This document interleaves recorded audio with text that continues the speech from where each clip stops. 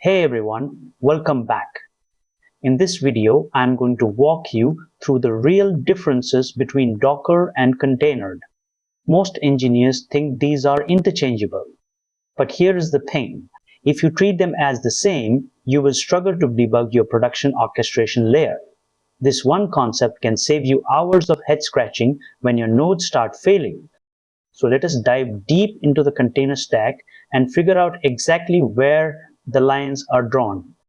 Specifically, we are going to define both tools, compare their architectures, look at the performance impact, and establish a framework for when to use which. We have a lot of ground to cover, so do not skip ahead. Watch all the way through to actually understand this properly. Quick note before we dive in, this channel shares practical IT tutorials every week. So if that is useful to you, hit subscribe and join our WhatsApp community linked in the description for more resources. So what is Docker really? Think of Docker like a fully equipped kitchen. It gives you the stove, the pots, the pans, and the recipe book. It is designed so that a chef, or in our case, a developer, can walk in and start creating meals immediately. It provides a simple command line, build tools, and a background manager to handle everything from networking to volume mounting. It is the end-to-end platform for the entire container lifecycle. Now, what is container? If Docker is the full kitchen, container is just the stove. It is a lean, mean running machine. It does one thing, and it does it exceptionally well. It starts, stops, and manages containers. It does not care about your developer experience, your build files, or your command line flags. It is built to be a robust, stable foundation that other, more complex systems like Kubernetes can build upon. Let us look at how they compare. On the left, Docker is your full stack toolset. It includes the daemon, the builder, and the CLI. On the right, container is the core worker. It is stripped down to just the essential execution logic. This is why you see container under the hood of almost every modern cluster. When you use Docker, you use high-level commands. Notice how we pull, name, and port map in one single line. Docker manages the network stack, the image layers, and the process lifecycle for you. It is optimized for the developer sitting at their laptop. This is what you see. A simple table showing your container is up. Docker provides this human-readable output by default. It hides the complexity of the underlying process management. Now look at container. We use the cutter tool, which is a low-level debugging client. Notice we have to pull the image manually and define the runtime parameters explicitly. There is no automatic port mapping or network abstraction here. You are talking directly to the runtime engine. The output is different. It is raw and sparse. It shows you the runtime engine used, which in this case is Runk. There is no concern for ports or developer-friendly status flags. It is strictly about the process state. So how do they stack up? First, operational complexity. Docker handles the entire lifecycle, which is great until you hit scale. Security is another point. Container has a smaller surface area, making it ideal for hardened nodes. Integration is key. Kubernetes uses the Container Runtime Interface, or CRI, to talk to container directly.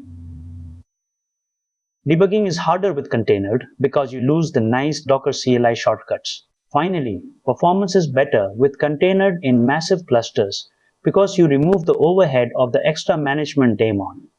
When should you choose which? Use Docker when you need a smooth developer experience. If you are setting up a local machine or a simple build server, Docker is the right tool. Use container when you are running a production cluster. If your team is managing thousands of pods via Kubernetes, you want the stability and the direct CRI integration that container provides. Do not overcomplicate your nodes by running the full Docker engine if you only need the runtime. Make sure to review each point shown on screen carefully. A common mistake is trying to force Docker into a Kubernetes cluster as the runtime. Kubernetes has moved away from this. Another error is thinking you can replace your build pipelines with just container. Container does not build images. It is only for running them. Lastly, ignore the daemon security risk at your own peril. Running a root privileged daemon on every single worker node is a significant security risk you need to account for. Think about this. A streaming platform with millions of viewers. They were using Docker on their Kubernetes nodes. During massive traffic spikes, the Docker daemon would hang and nodes would crash. By switching to container, they removed the management overhead. The result was a 40% faster node startup time. Their infrastructure became significantly more resilient during those live events. Let us wrap up. Remember, Docker is for humans. It gives you the full suite of build and run tools. Container is for the machines. It is the reliable engine for your orchestrator.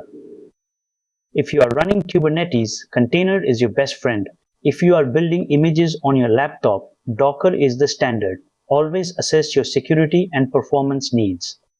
If you found this video helpful and you think it can help others in the community too, please do like and hype the video. It helps more people find this content. Hit subscribe to stay updated for our regular videos. Join our WhatsApp community using the link in the description where we share more practical IT resources every week. Thanks for watching, and I will see you in the next one. If you found this video helpful and you think it can help others in the community too, please do like and hype the video. It helps more people find this content. Hit subscribe to stay updated for our regular videos. Join our WhatsApp community using the link in the description where we share more practical IT resources every week. Thanks for watching, and I will see you in the next one.